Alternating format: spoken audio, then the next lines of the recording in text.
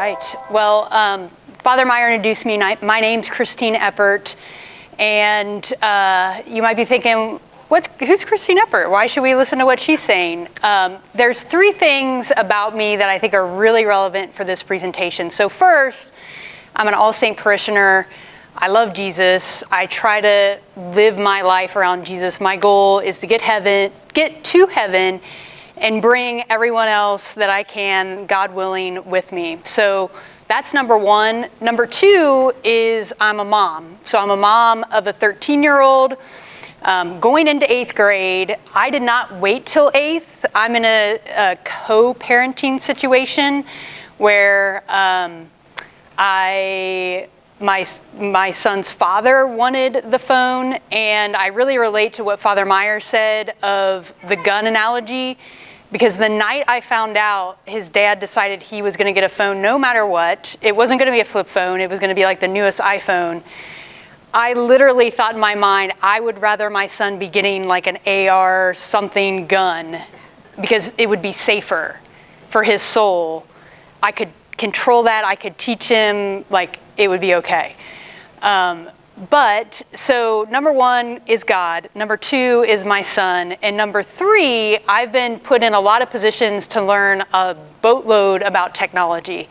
So I spent 4 years at Rose-Hulman, got a degree in mechanical engineering and biomedical engineering, and after Rose-Hulman, I went into technology consulting, and I've been doing that for the past 20 years.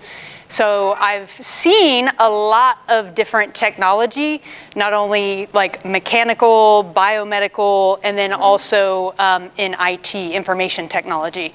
So I think I bring kind of an interesting perspective together, and hopefully my intent here is not to give you everything, because I don't even know that I have everything yet, but just to give you some of the pieces to know where to look and what to do. So let's start with a couple questions for the audience. Who has been in, experienced, or interacted with the Metaverse? Okay, we got like 3-ish people. How many of you know that your child has been in, interacted, or used the Metaverse? Okay, even less people. Okay, so chances are your child might have used the Metaverse and you don't even know about it, because people don't even understand what the term Metaverse means. So let me go to this next slide here, and this is what we're going to talk about. I've got 4 big points. The first one is, what is Metaverse and what kind of led to it? Like Father Meyer said, this is like the next evolution. The Metaverse just doesn't like pop up by itself. It's been building up over time through the internet, the cell phone technology, computer technology, and video game technology. So we're going to talk about that.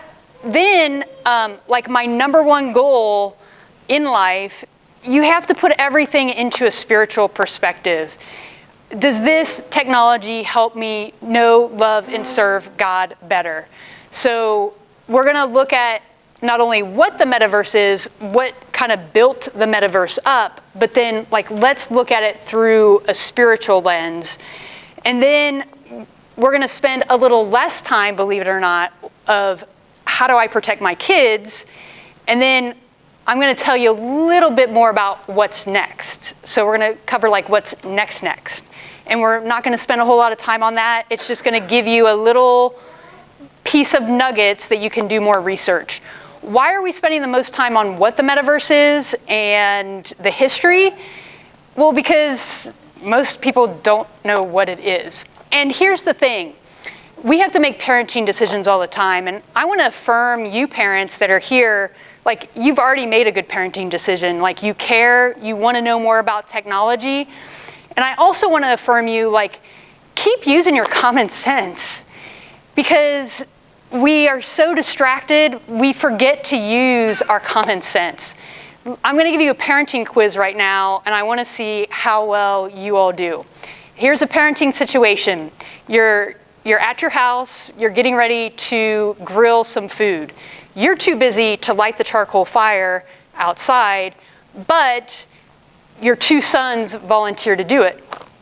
The way you light your charcoal fire is with a blowtorch. The one son that raises his hand is a 5-year-old. The second one is a 17-year-old. What do you do? I know this is a really hard parenting decision. Okay, guys are like laughing. Of course you're laughing. Like, this is a no-brainer. Do you know why it's a no-brainer?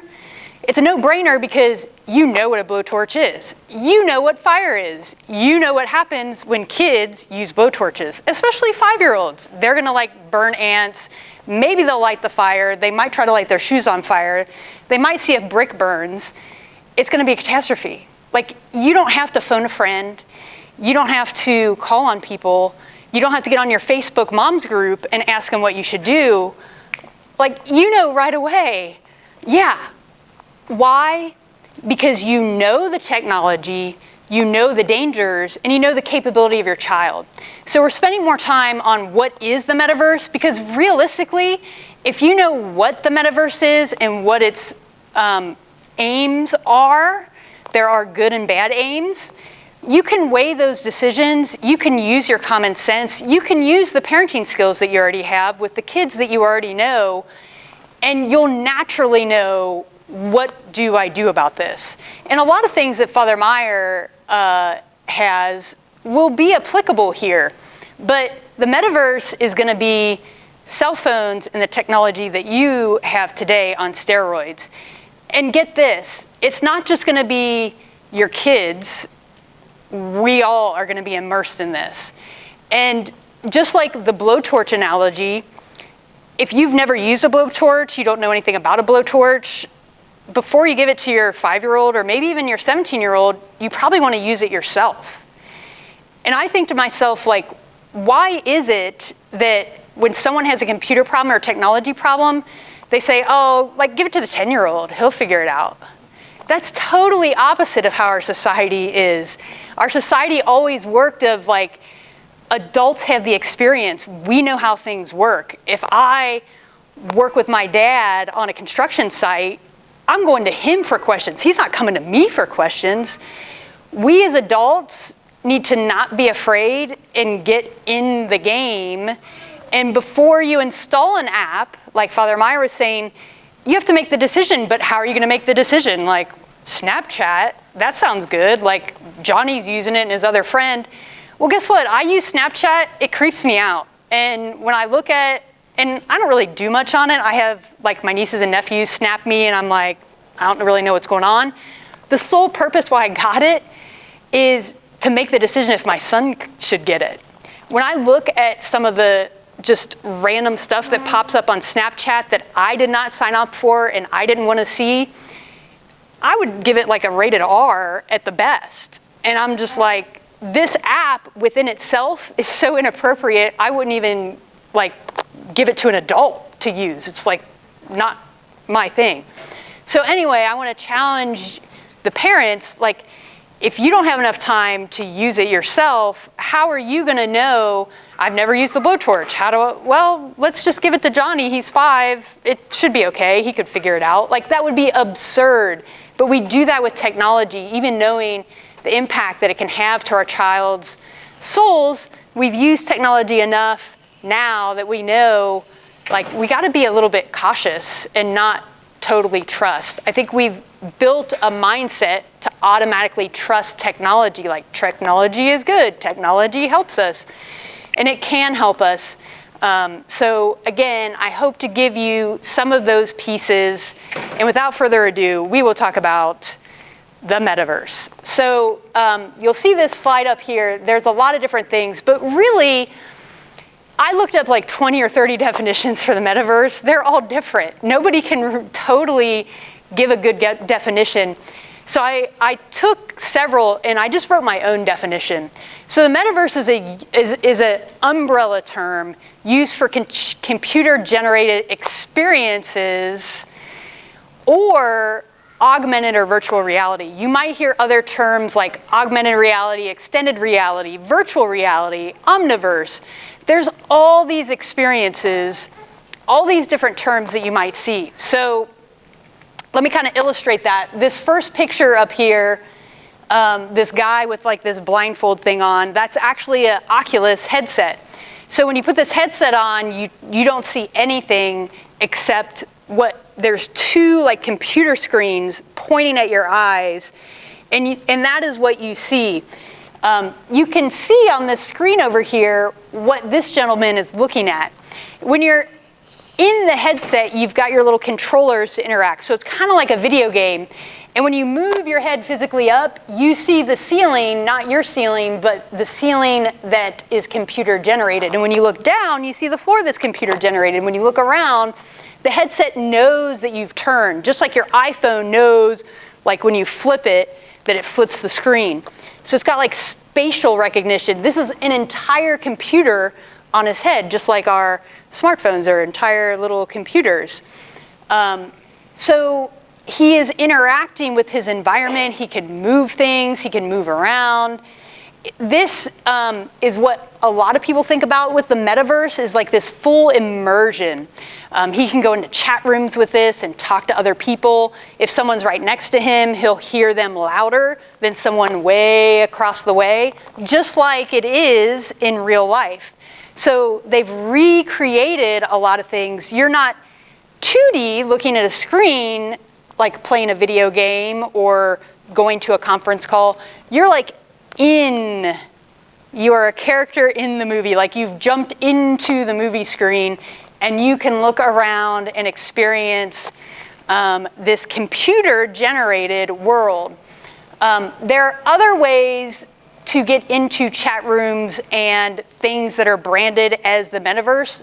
You can use your mobile phone, you can use a laptop, and they're also working on things called augmented reality, like heads-up display. If you're familiar with that term, like fighter pilots have heads-up display where they can see things.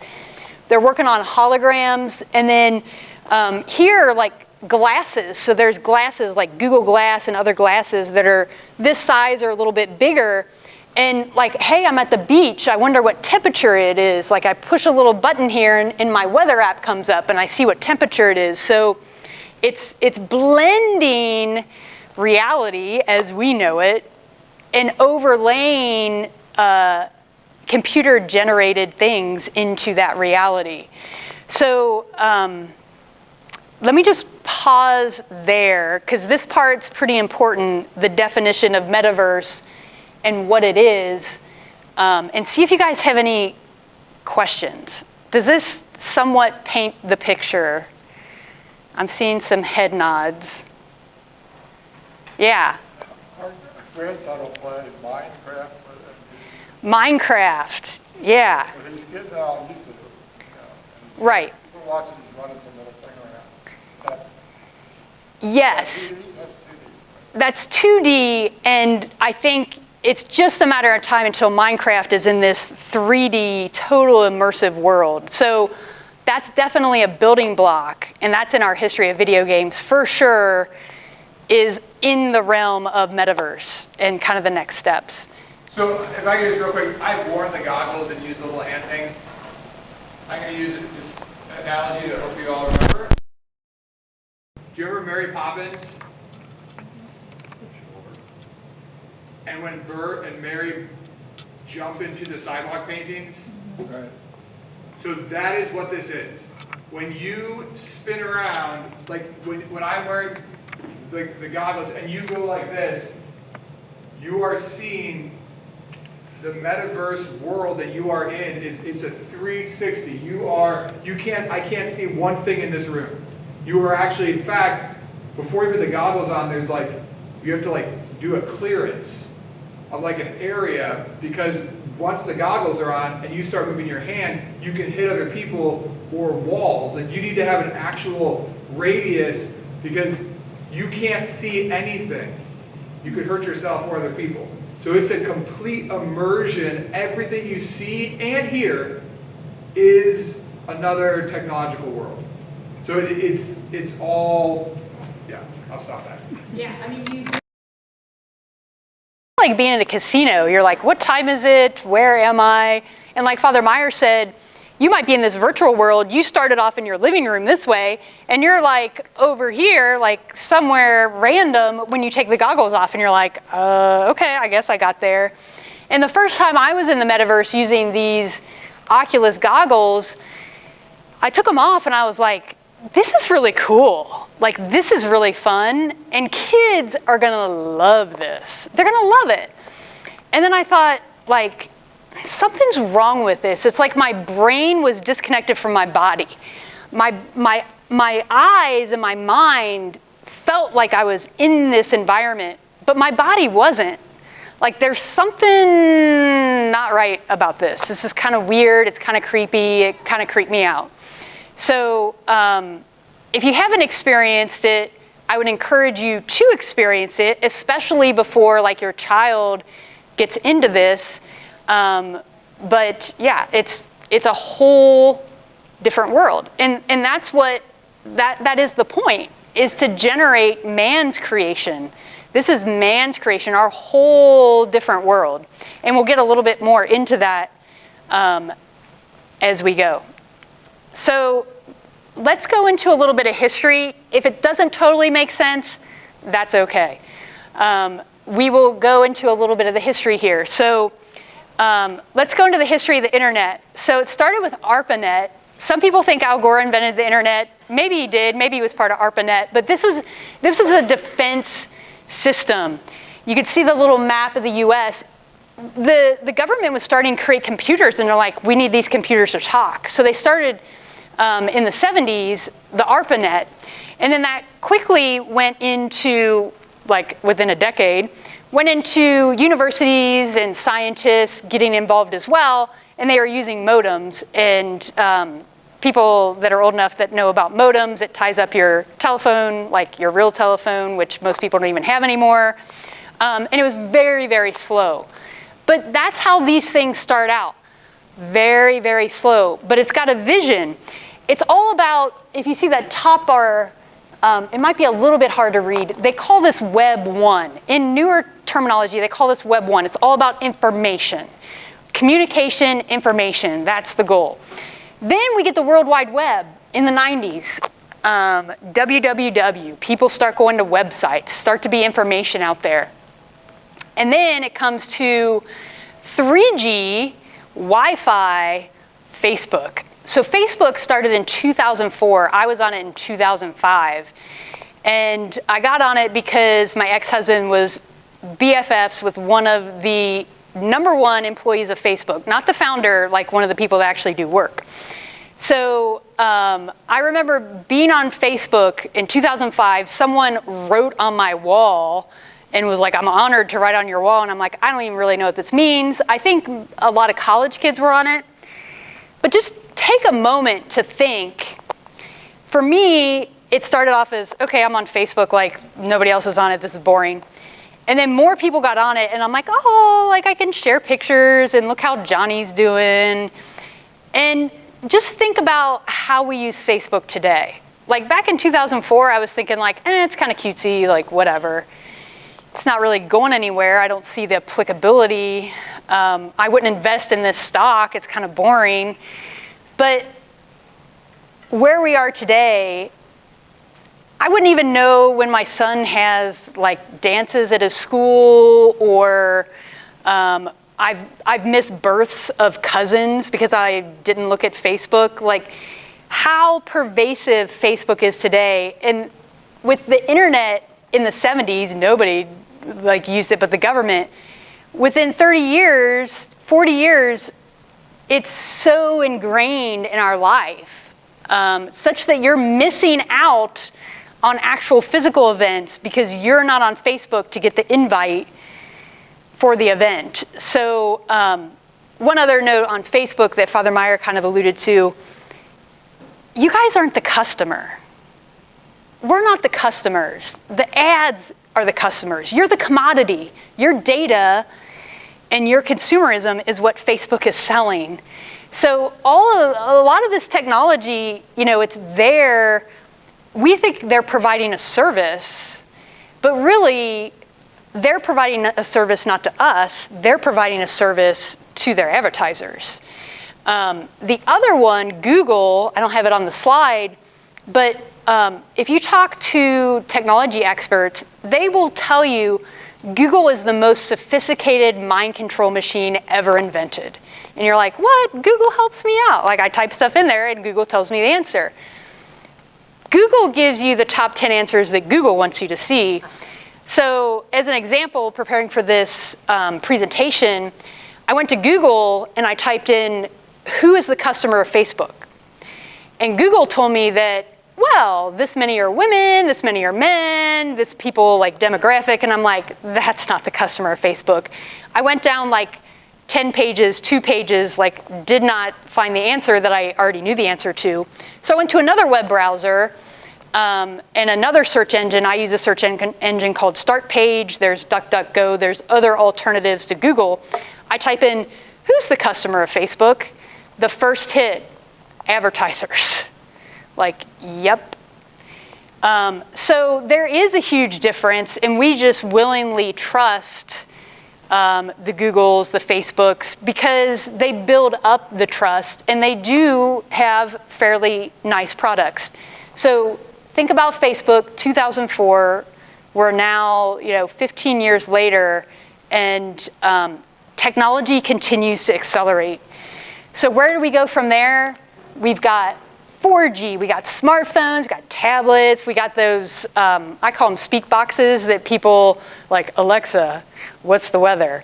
Like Alexa is listening to you, like Alexa is recording your data, Alexa, but it does have like some convenience factor to it, so people like that.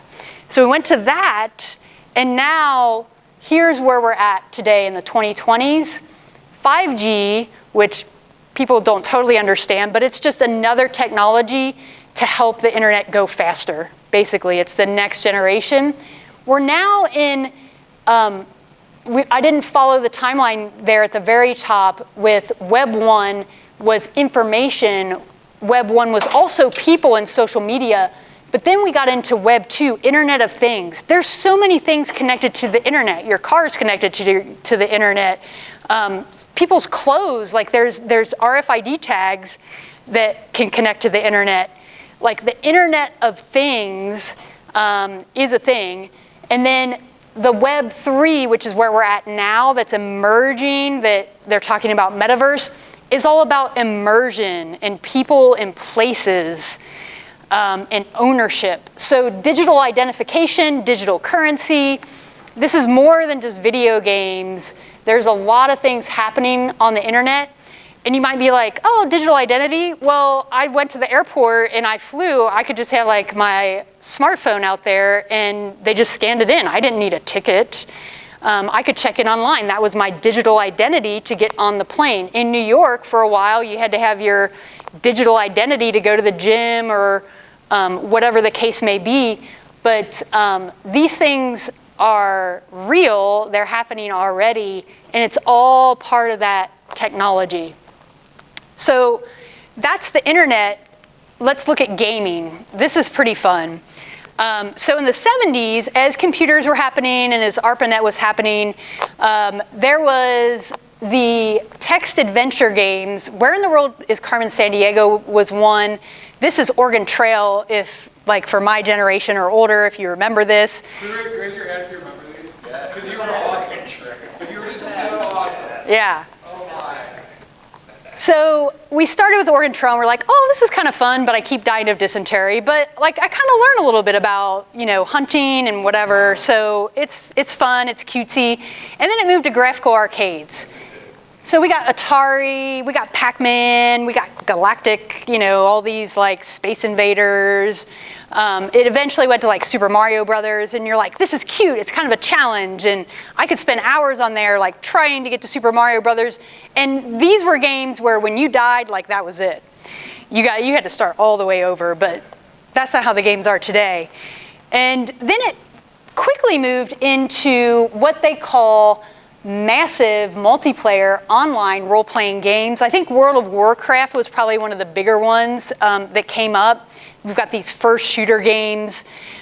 these role-playing games of, I'm not just Super Mario Brothers, like I'm in Roblox and I'm going to my Pizza Hut job or whatever, and like I got Minecraft up here, like I'm building my little thing, and there's also Fortnite, which the whole point of Fortnite Battle Royale is just to kill people. So like that's on the don't play list because, you know, killing people is not the coolest thing. I don't get the purpose of the game. So we quickly went into that. Who remembers Pokemon Go? Anybody ever play Pokemon Go? It's never left. I know like 40-year-olds that like meet up with people to play Pokemon Go, and that's augmented reality. So they've got their phone and they look at the room and they can see on their phone like a little creature that no one else can see. Like back in the day, we used to call that going crazy, but now with augmented reality, you've got it like on your phone. It's like legit, it's a game. So that's just the tip of the iceberg of what they can do with the augmented reality. And I love this as an example, and I use this example a lot because I think this is where we're headed. Just picture you're going into Kroger and you're like, I want the good deals. If you don't have your goggles on, maybe you're not going to see the good deals. There'll be like this heads-up display that will highlight things for you. Or maybe you're like, I don't know what aisle the cereal is in. Let me just type that in my glasses and it'll just tell me what aisle to go to, and then it will tell me to walk this way, and it'll like direct me. So I never have to ask. There's so many applications, the technology's there, it's just a matter of time before a lot of these things get put into place. So you might think, okay, well games, like those are cutesy things, like those are good things, like what's the big deal? And where is this headed? Well, we already have some indicators of where this is headed because a lot of the movers and shakers are already talking about it. Meet Klaus Schwab. He is the founder and executive sponsor of the World Economic Forum. So he's got several books that he wrote that you can see down here. I've read 2 of them. And what Klaus Schwab says about the metaverse is that it will have profound impact on how our societies function, our economies run, and our political systems operate. So like as you can see in the pictures, he's just not some whack job out there. He's hanging out with the world leaders. He's hanging out with the business leaders of the world. And this is the mindset that they have and that they see an opportunity with the metaverse to build kind of a new world, to build something new and overlay this digital reality with people. And we can see today, just as the Facebook example, not to pick on Facebook, but Facebook has absolutely changed our society. No doubt about it. No one can deny that. It's absolutely changed our political environment. Absolutely changed it. Influenced. The metaverse is going to be that on steroids because it's going to be very pervasive. And it's going to tie in with currency and finances. There's a lot. It's like a tsunami coming down the pike. So you might say, well, what's happening already in the metaverse, and why are companies, big businesses, World Economic Forum, why are they so interested in the metaverse, in the applications? So these pictures, I'll start with the first one. So this is an example of Ericsson, which is a big cell phone provider in Europe. And this is an actual picture of a city. This is a metaverse or omniverse or a digital twin of that city. So it's a digital replica in 3D. And what they're using this digital replica for with a cell phone company is they're using it to plan where to put 5G towers to get the best coverage. And they can use that 3D modeling. And yeah, that's a really awesome way to use the metaverse. On the top, up here on the top right, we've got Google Earth applications being used for the same thing. So you got to start putting the pieces together of this technology. We've got driverless cars, we've got drones, we've got Google Earth.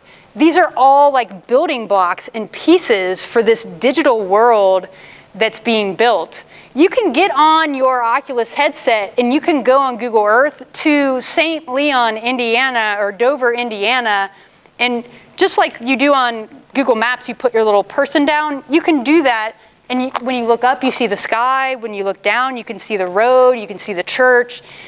Like, it's just use your imagination of what applications could be done with that. And then the next one is meetings. Here's an example of a meeting. I just went to one of these meetings today, like not that meeting, but at work, I was at a meeting where there was a big screen and we had presentations and we moved from one presentation space to another. And thousands of people that are joining companies are being trained already in the metaverse in environments like this because people don't want to go back to work. But companies now have a challenge. They want to get people kind of physically together. And what they found is when you're in the metaverse versus on a video call or a phone call, you form emotional connections more than you do on a phone call or a video call. You learn and retain information more.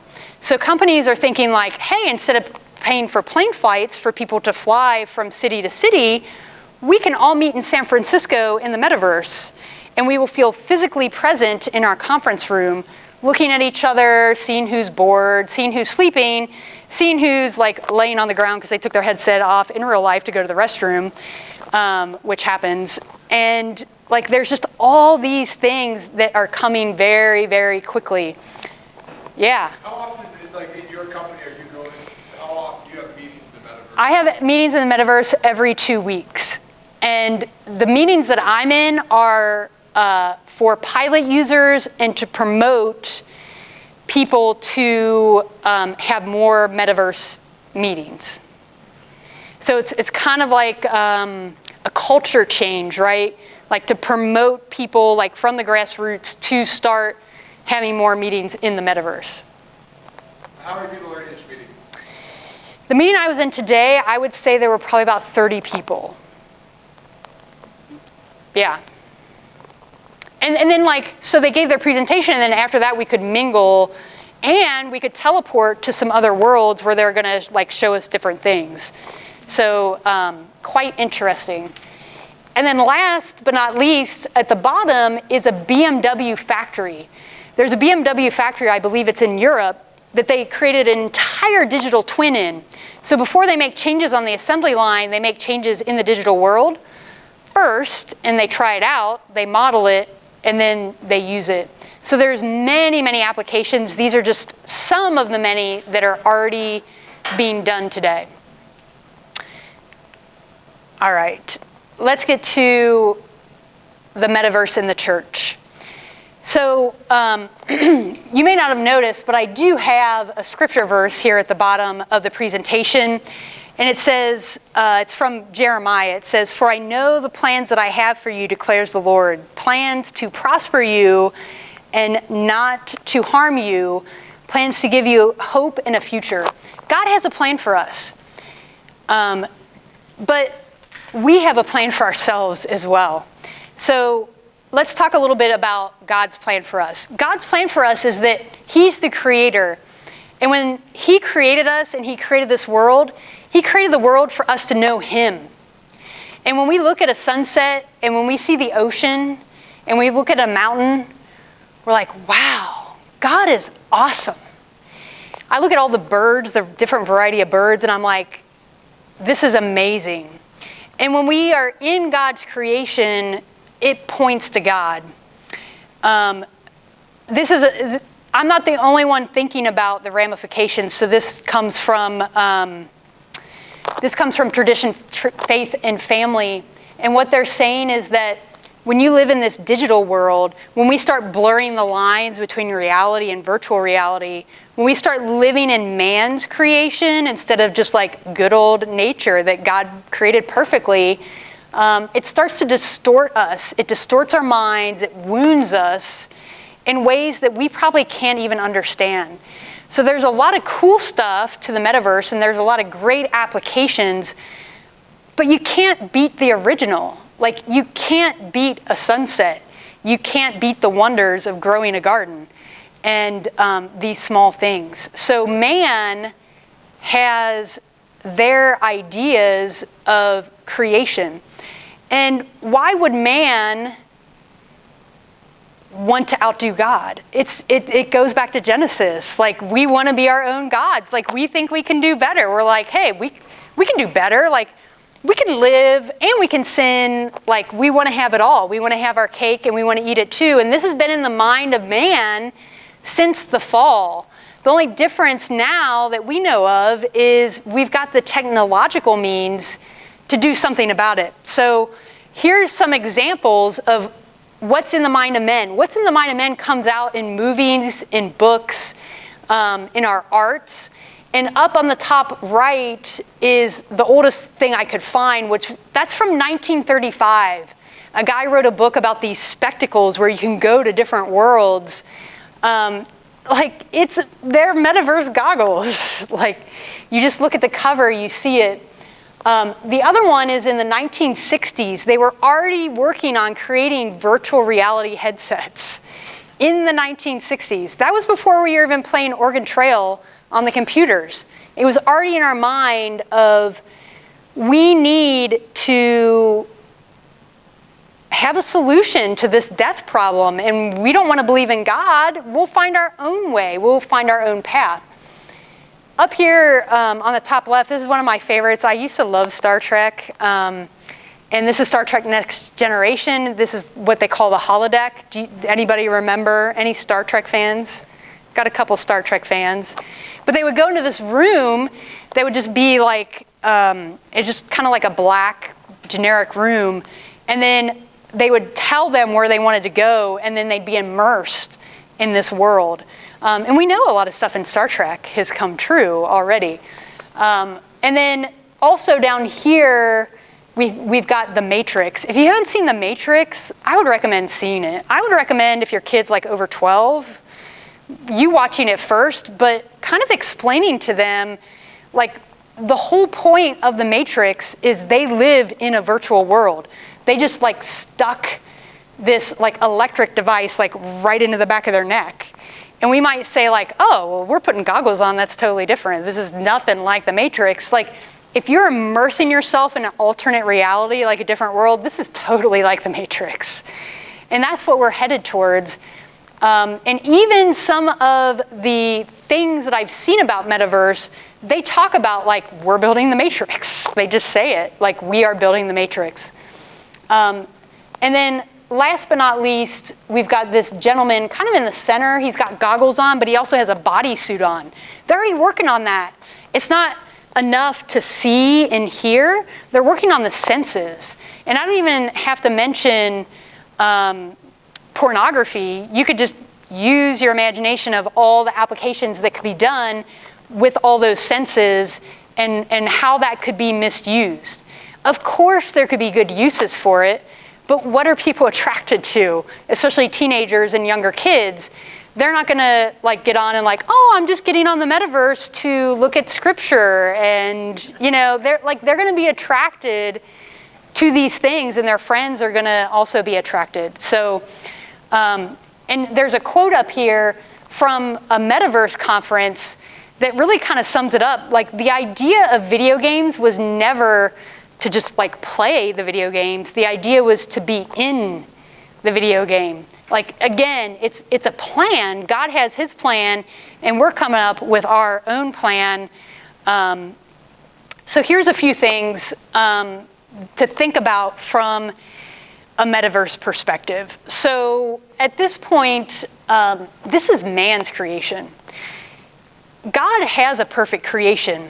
And when we add man's creation, like, we're going to mess it up. Like, spoiler alert, we're going to mess it up. God's creation is the best. And man's creation, think about our society right now. We are not living in a Christian nation. Father Meyer has said it, others have said it. Like, we're not living in a culture that's geared towards the gospel, that's geared towards God. And the man is making their own creation. They don't want God in the metaverse. And if they do, they want to be able to control it. And we'll talk about that in a minute. The other thing is, think about like yourself and virtue versus vice. People online, like somebody makes you mad, you just block them. Like you just move on. You don't work things out. It's about getting rid of suffering.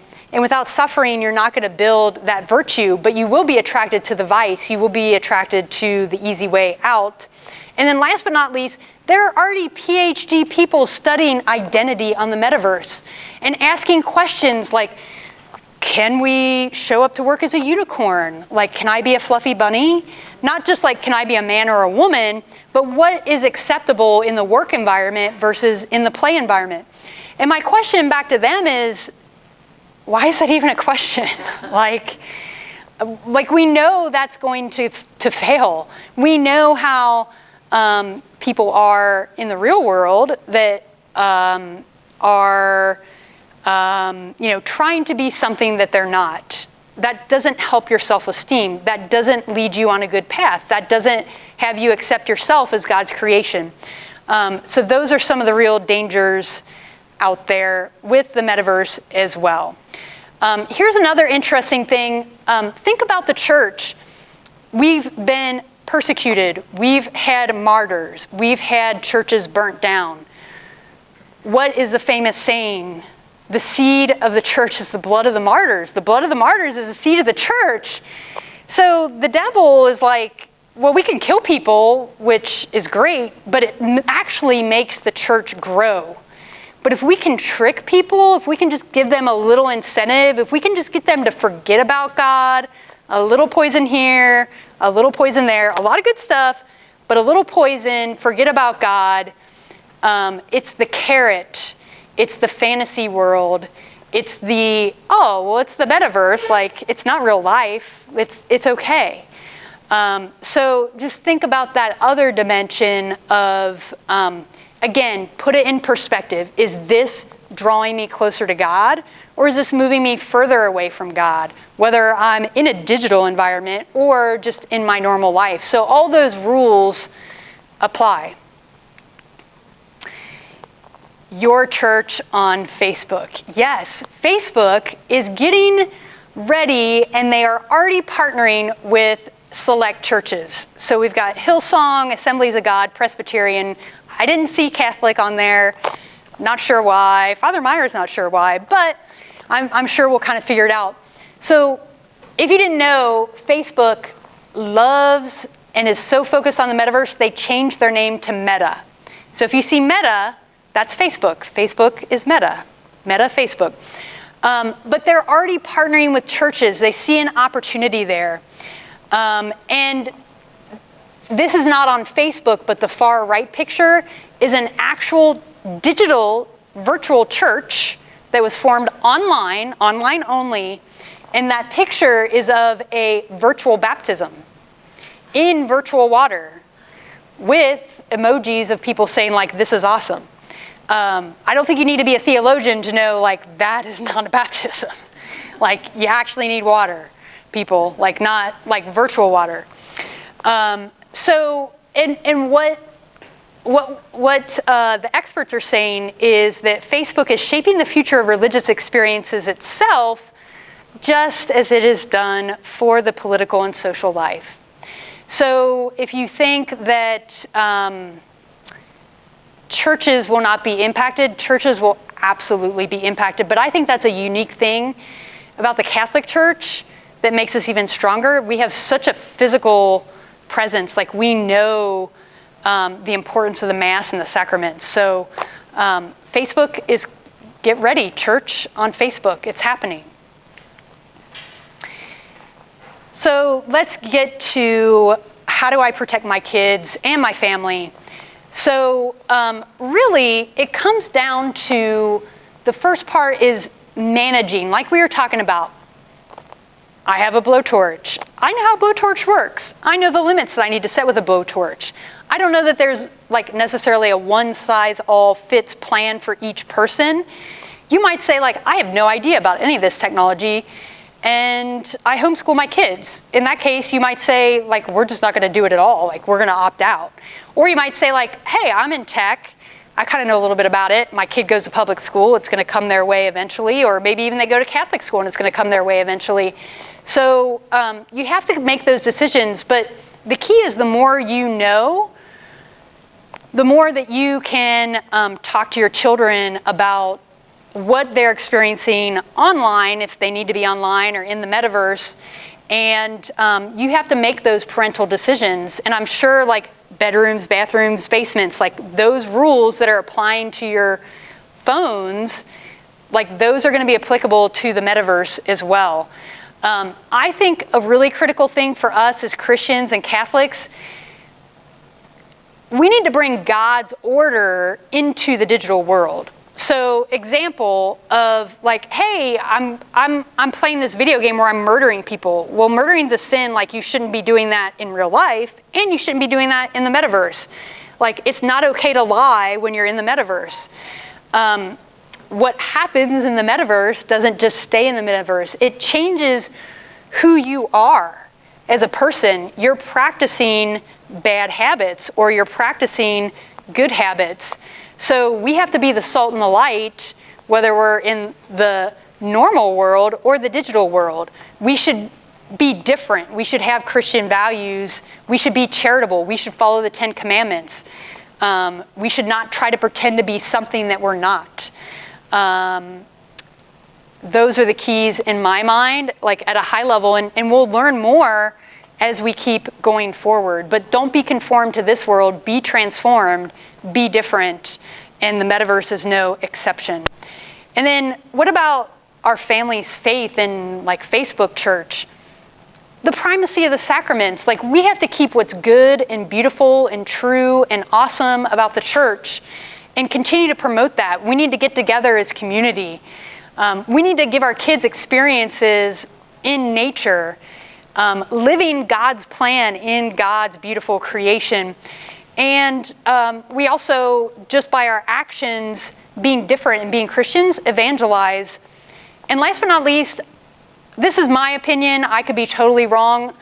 If the metaverse continues on the trajectory, I think eventually maybe we'll be excluded. Like, our Christian values, our people will be excluded in some form or fashion. So I think it's good to like keep a catechism book. Keep those books. Don't be totally dependent on technology. Another thing is, like, how many people have things stored on Google Docs? Who uses Google Docs? So that is a free service, and you got to use your common sense. Like, nothing's for free. What are they getting out of that? Like, they're getting you're putting your data on there so they can see it, they can use it, they can understand how people use and store data, and that can be taken away at any time. We've got examples of like Parler just got shut down off of the cloud because they didn't like some of their policies. So you got to think about like the control that you're giving away when using some of these digital things. All right.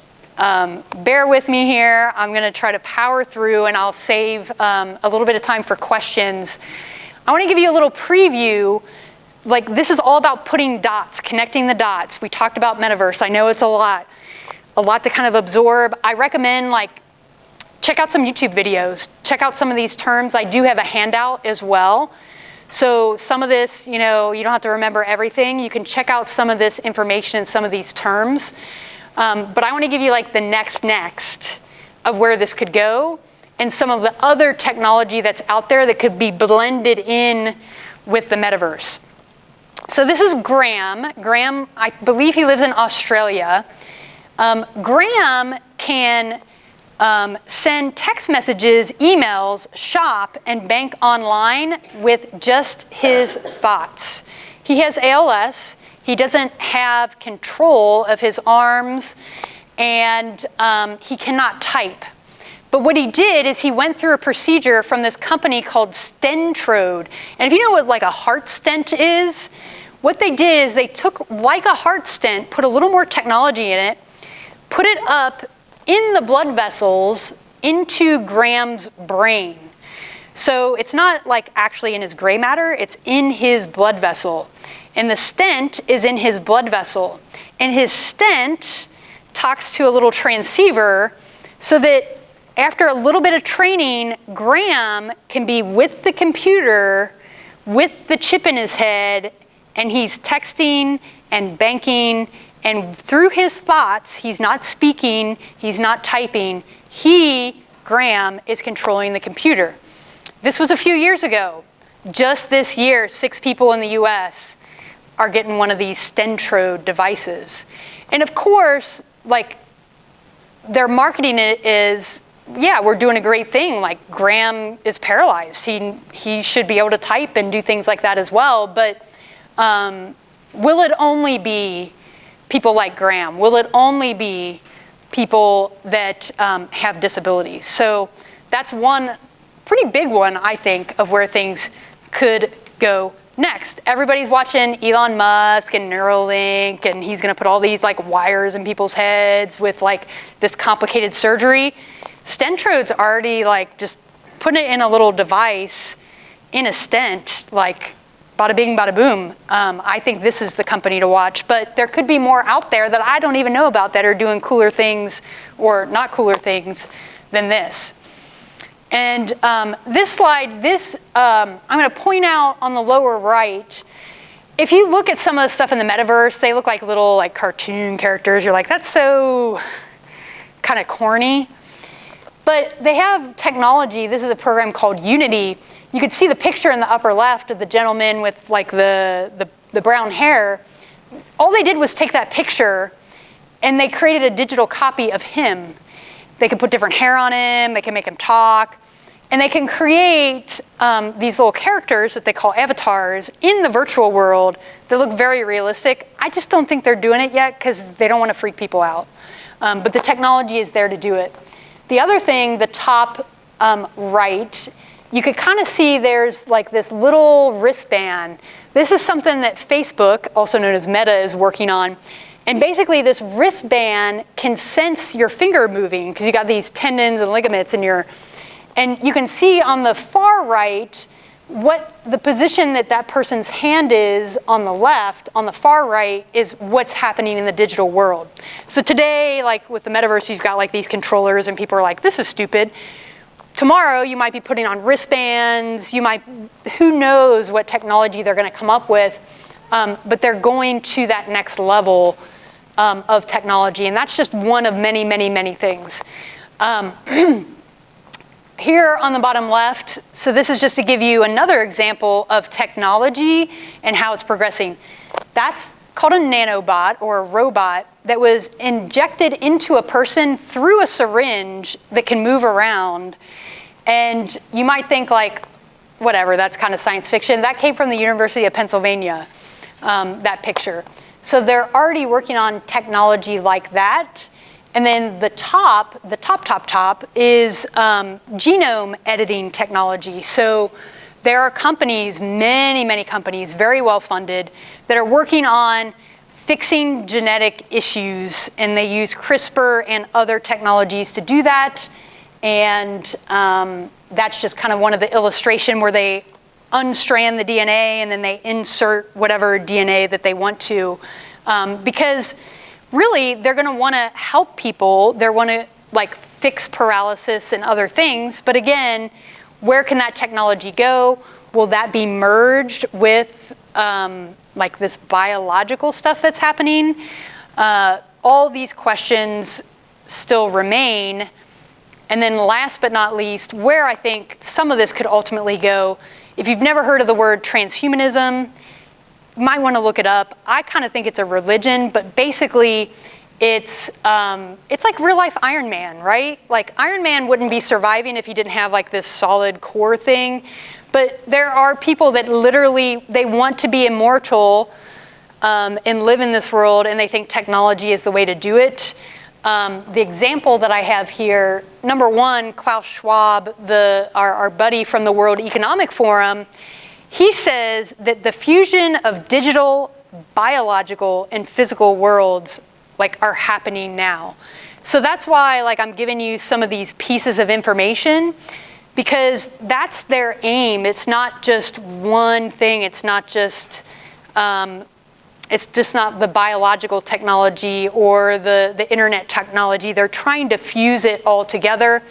And then another quote I have here is from Ray Kurzweil, who holds a very high position at Google. And the quote is, from the very start, its founders saw Google as a vehicle to realize the dream of artificial intelligence in augmenting humanity. So the quote's actually from another person at Google, but it all kind of ties together. So these are not just fringe crackpot people, and this isn't just a fringe source. I got that from Forbes in 2018. So the pieces are there. People are putting evidence out there of what their aims are, what their goals are. A lot of people just aren't picking up on it. So that was my last content slide. We went over a lot of material, but hopefully that at least kind of gives you the pieces to start putting together the big picture, that it's just not about making phone calls. It's just not about text messages. It's just not about virtual meetings. There's a lot happening that's all converging at the same time. It was hard for me to even wrap my head around it, and I work in technology, so if you feel a little bit whoa, that's okay. And you can take the handout, you can ask more questions, and I think we have a little bit of time, so if anybody has any questions now, happy to field any questions.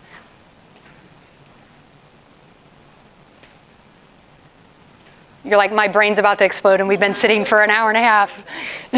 Where's my coffee? If I could, Colorado this summer, and I brought a group of high school boys, and when we got to the top of one of the mountains that we climbed, college boys, they were college young adults. We got to the top of one of the mountains.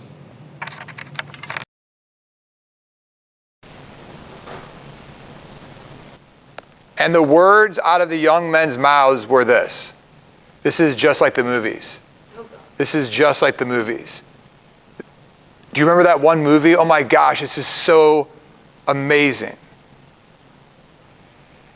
And I think what Christine is speaking about the metaverse, when you stand on top of the mountain, what should your thought be?